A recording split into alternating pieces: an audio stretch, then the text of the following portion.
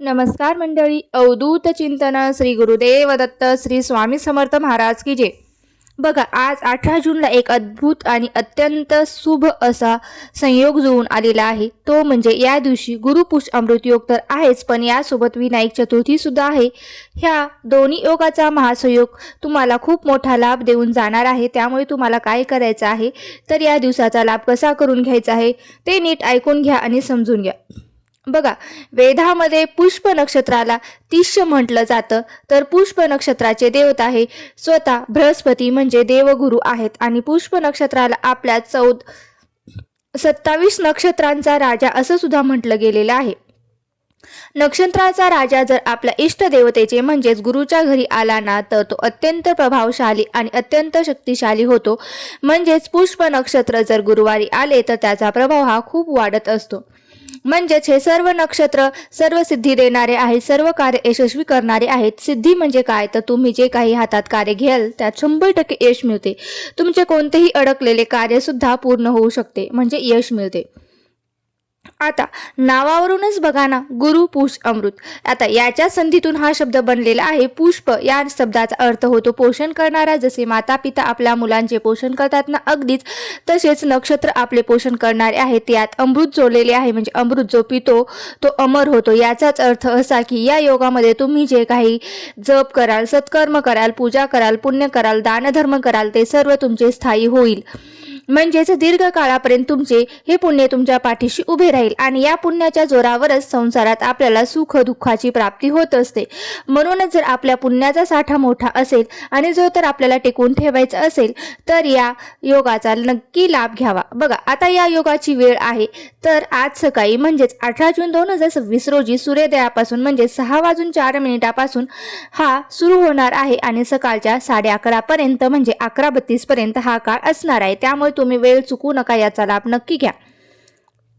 आता आपण गुरुपुष्य अमृत योगावर किंवा दिवसभरात तुम्हाला धनवृद्धीसाठी वडाच्या पानाचा उपाय करायचा आहे. यासाठी तुम्हाला कोणताही खर्च नाही, तसेच हा उपाय तुम्ही प्रभावी आहे यासाठी तितकाच सोपा देखील आहे. बघा, हा उपाय आपल्याला आपल्या घरातील आर्थिक समस्या दूर करण्यासाठी करायचा आहे. या उपायाने केल्याने आपल्याला धनलाभ तर होतोच. यामध्ये आपल्याला नक्की काय करायचं, ज्यांना आपल्या घरात किंवा व्यवसायात बरकत करायची असेल तर बघा, आपल्या घरामध्ये सतत पैशाची अडचणी येत असेल, पैसा येतो पण तो टिकत नाही. म्हणजेच काय, तर लक्ष्मी आपल्यावरती प्रसन्न आहे पण आपल्या घरामध्ये स्थिर नाही. आणि म्हणून लक्ष्मीला स्थिर करण्यासाठी, लक्ष्मीला आपल्या घरात आकर्षित करण्यासाठी आपण हा उपाय करणार आहोत. हा उपाय इतका प्रभावी आहे की हा उपाय केल्याने आपल्या घरात पैसा येण्याचे सर्व मार्ग मोकळे होतात. जिथे दागदागिने ठेवतो, पैसा ठेवतो, तिथे तुम्हाला हा प्रयोग करून ठेवायचा आहे. तिथे तुम्हाला काय करायचं आहे, तर वडाचे पान ठेवायचं आहे. बघा, आता हा उपाय कसा करायचा आहे ते पाहूया. एक वडाचे चांगले हिरवेगार पान घ्यायचे. ते जास्त सुकलेले नसेल आणि पान आपण तोडू शकतो का? हो, नक्कीच तोडू शकता. जर तुम्हाला खाली पडलेले चांगले पान मिळाले नाही तर तुम्ही ते पान तोडू शकता. त्यानंतर त्या पानाच्या गुळगुळीत म्हणजे सपाट प्लेन बाजूवर हळदीने स्वास्तिक काढून घ्यायचे आहे. मग त्याचे पंचोपचार पूजन करायचं आहे. पूजन कसे कराल, तर स्वास्तिक काढले की त्याच्या खाली एक टिळा लावायचा आहे, एक फूल अर्पण करायचे, धूप दिवा दाखवायचा आहे, नैवेद्याच्या रूपात तुम्ही काहीतरी गोड बाजूला ठेवायचे. हे झाले की तुमचे पंचोपचार पूजन. मग याच शुभ योगामध्ये हे पान उचलून आपल्या तिजोरीमध्ये ठेवून द्यायचे आहेत किंवा जिथे तुमच्या व्यवसायाचा गल्ला असेल तिथे तुम्ही ठेवला तरीही चालेल. आता या नवीन नक्षत्रात हे आपण शक्तिशाली पान ठेवायचे. याने घरात धनधान्याची तर वृद्धी होतेच, पण खूप सुंदर आणि लाभकारी प्रयोग आहे. सर्वांनी आवर्जून करा. आणि याचे विसर्जन कधी करायचे, तर ते पुढील गुरुपुष्य अमृत नक्षत्र येईल त्यावेळी हे जुने पान निर्मलात विसर्जित करून नवीन पान घेऊन याच पद्धतीने पूजन करून तिजोरीत स्थापन करायचे असतं. बघा, त्याचबरोबर या दिवशी आपल्याला काय करावे आणि काय करायचे नाही तर हे सुद्धा जाणून घ्यायचं आहे. आता आपण म्हणतो ना, इथे दुसरा जो योग जो बनत आहे तो आहे म्हणजे विनायक चतुर्थी. थोडक्यात समजून घ्या की चतुर्थी काय असते. एका महिन्यात 2 चतुर्थ्या असतात. जी कृष्ण पक्षात येते तिला आपण संकष्टी चतुर्थी म्हणतो आणि जी शुक्ल पक्षात येते तिला आपण विनायक चतुर्थी म्हणतो. संकष्टी चतुर्थी म्हणजेच नावाप्रमाणे संकटाचा नाश करणारी पूर्णपणे सामर्थ्य आहे.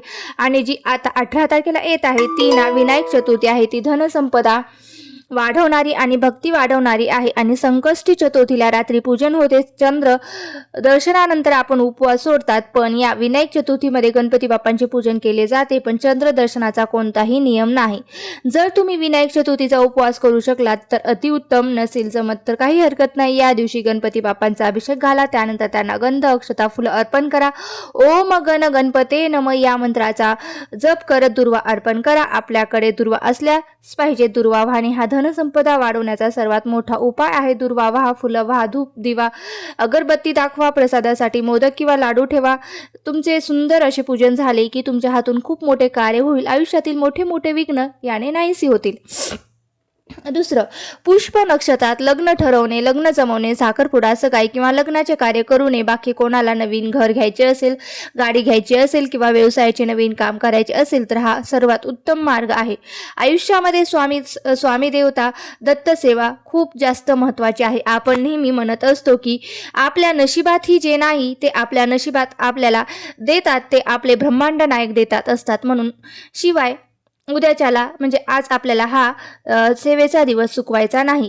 बघा, तसेच गुरुपुष अमृत योगावरती लक्ष्मी प्राप्तीची सेवा, ज्यांना फुलवातीची सेवा करायची आहे त्यांनी 1 दिवसाची तशीच सेवा करू शकता.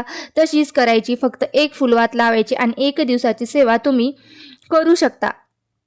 त्याचप्रमाणे तुम्ही 1 दिवसाचं व्यंकटेश स्तोत्राचं अनुष्ठान सुद्धा करू शकता. अशा प्रकारे तुम्हाला गुरुपुष अमृतावर अशा सेवा करायच्या आहेत. तसेच गुरुपुष अमृत योगावरती औदुंबर वृक्षाला प्रदक्षिणा पाळणं हेही तितकंच मोठी सेवा आहे. आपल्याला माहिती आहे का, औदुंबर वृक्षाच्या झाडाखाली साक्षात गुरूंचा वास असतो आणि पुष्प नक्षत्राला किंबहुना प्रत्येक गुरुवारी आपण रोज 11 प्रदक्षिणा, जेव्हाही मंदिरात जातो तेव्हाही 11 प्रदक्षिणा माराव्यात. आज म्हणजेच गुरुवारी तुम्हाला शक्य असेल तर 11, 21, 108 प्रदक्षिणा तुम्ही मारू शकतात. तसेच गुरुपुष अमृत योगावरती तुम्ही गुरुचरित्र पारायणाला सुद्धा सुरुवात करू शकतास. त्याप्रमाणे गुरुचरित्रातले 2 अध्याय म्हणजे 14वा आणि 18वा अध्याय हा वाचायला विसरू नका. दत्त सेवा, गुरुसेवा आयुष्यात खूप महत्त्वाची आहे. गुरुपुष अमृत योगावर ही सेवा मात्र चुकवू नका.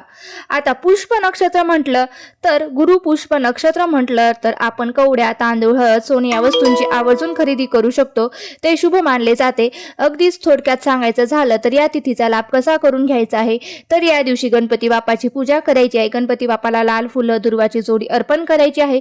त्याचबरोबर माता महालक्ष्मीची पूजा करायची आहे आणि तुमचे जे कोणी सद्गुरू असतील त्या गुरूंची पूजा करायची आहे. कारण पुष्प नक्षत्रावर तुमचे गुरु आणि त्यांच्या मंत्राचा जप आणि त्यांचं दर्शन हे सुद्धा खूप शुभ मानलं जातं. तर ही महत्त्वपूर्ण माहिती कशी वाटली, माहिती आवडली असेल तर नक्की लाईक करा आणि तुमच्या मित्रपरिवारासोबत जास्तीत जास्त शेअर करा. हा व्हिडिओ कसा वाटला तेही सांगा आणि हा व्हिडिओ तुम्ही कुठून पाहताय तेही मला कमेंट बॉक्समध्ये सांगा आणि कमेंट बॉक्समध्ये ओम गण गणपते लिहायला विसरू नका. धन्यवाद. श्री स्वामी समर्थ. जय जय स्वामी समर्थ.